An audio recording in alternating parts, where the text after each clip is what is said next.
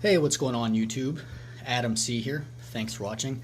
Sorry I've been away for a bit, but you guys that watched my last video know I've been dealing with a massive water ammonia apocalypse problem. The water out of my tap, which I'd been filling in directly into my tanks for 10 years, all of a sudden went to 3 parts per million ammonia. I figured out why, but nevertheless it was too late. Lost like 40% of my fish. So you can go watch the last video if you like and see that just disaster.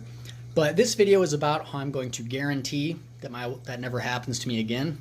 Can't afford to lose all those fish again. It's just too much time invested, too much money. Just sad. But before I get into that, this is the 125 my Elitecichlids were in before they got wrecked by the water apocalypse. So now I have my Tyrannochromis macrostoma and Lichtenchromis Elitecichlids juveniles. 1 to 3 inches, doing really good. But before we get into the meat of the video, I don't push many products at all. I don't really advertise many products at all.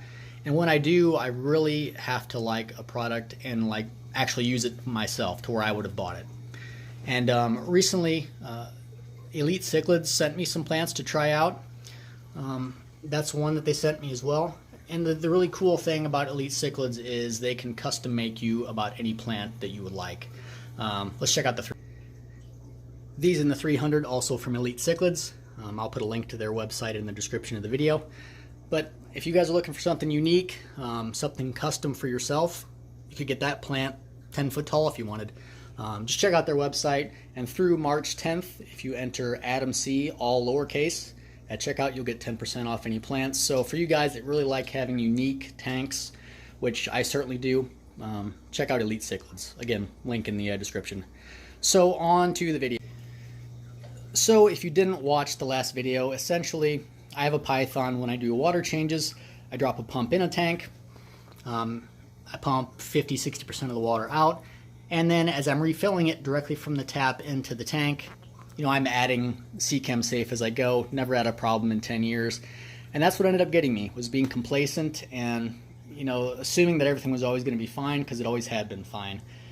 One day the water was ammonia levels 3 parts per million because the local utility put in some extra ammonia in the water to treat for any excess road salt that got in during the recent heavy rains and heavy snows. So I cannot afford financially to lose thousands of dollars in fish any longer, but also it just took too much out of me and was so disappointing, you know, fish that you raise that long, to just lose them like that. So here's how I'm going to make sure that never happens to me. Out in the garage fish room. So due to the water apocalypse, I have not been focusing on keeping my tanks extremely clean, just focusing on keeping the water nice and healthy for the fish and getting them to survive. So what the tanks look like, just, you know, just cover your eyes.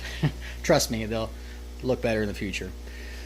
So I'll show you the method that I'm going to use to completely eliminate any chance of this ever happening again. And you might see it and think, gosh, that's going to be a huge pain in the ass, but I'm going to tell you why it's not. So here it is. 65-gallon trash can on wheels, 44-gallon trash can. I'm going to replace this one with another 65-gallon. So I'll have about 130 gallons worth of water volume at my disposal. What I'm going to do is my python, my 1.5 inner diameter tubing reaches from my sink all the way into here, 65 some feet. So I fill these totes up, I treat them with safe, C-Chem safe. I also have this Amquel ammonia remover, just because I don't trust ammonia anymore. I might move to something from Fritz or something else, but that's just what I have now. So this water gets treated in here. I put a heater in during the winter, that's the plan. The summer I won't need a heater.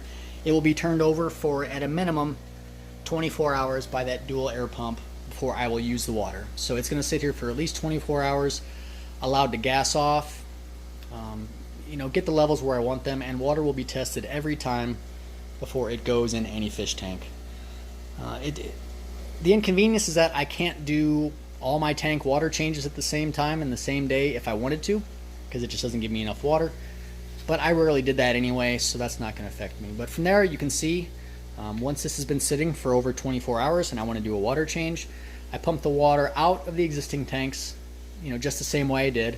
Then I have a second pump. I drop one of those pumps into whichever one of these totes I feel like using.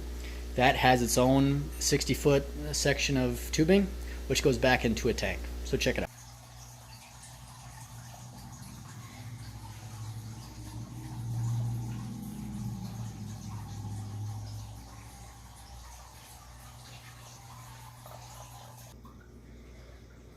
So it's really that simple. It's just I am going to manually check the water every time in a a safe tank where there's not going to be any fish at risk if there are any problems, and it's just going to be that simple. I just kind of have to change up my water schedule as far as water changes.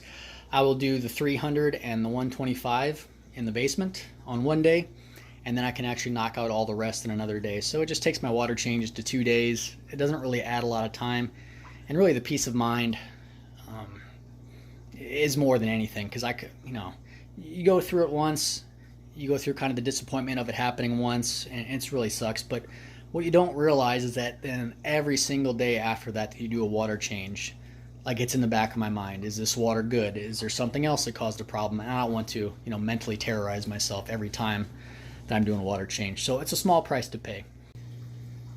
There were a lot of people that gave me a lot of really great suggestions about how I should go pre-treating my water. A lot of people suggested like RO systems, reverse osmosis, and that's certainly not a bad idea. That 100% works. Sorry, that was my dog flapping our ears. Those RO systems do work. The reason I did not go with one, those RO systems, they strip a lot of stuff out of your water. Not just the bad stuff, but a lot of times a lot of the good stuff. So if people are using RO systems, you'll find that most of the time after it goes through the RO system, they have to, add minerals back in, be it buffers or anything like that. So I've always been more of a simple is best kind of guy. I'm not saying my way is better at all than an RO system. I'm just saying if you give me two options and there's a simpler one that I think I can make work and, not cause myself a lot of problems, that's what I'm going to go with. So that's what I'm doing for now. If I'm doing this for a year and it ends up where it does turn into a bit of a burden, or I really hate looking forward to water changes, I would switch something up, because I've said this for many years. I think a true test if you enjoy the hobby is that you actually enjoy the maintenance. Sometimes I wonder when people are complaining about their water changes, why they stick with it so long. I know some people, that's just what people do, is, we like to complain, but I think if you're really that into it, it's really cool. Not cool, I guess that's not the right word, but it's really satisfying for me to do the maintenance, to do the water changes, the filter cleanings, because you can see the fish's behavior afterward, and you can actually see, if you pay close attention to your fish, how much they benefit from your maintenance you're doing. So I guess that makes sense to me. Hopefully it came across and made sense as well. So let me know what you guys think. Don't forget, check out Elitecichlids if you guys want plants that not everybody else has. That's about the only place that I really know of to go. It's a small kind of a mom and pop setup. Not really, but it's just, it's one family operating it, really cool people. You get kind of a personalized feel. So if you find something you like there, you can order on the site. Make sure you use that promo code AdamC, all lowercase. If you're looking for something they don't have, don't hesitate to fill out that form and let them know what you're looking for. And you might be surprised what they can make for you. So anyway, I want to thank you guys for your time, your support the last few weeks.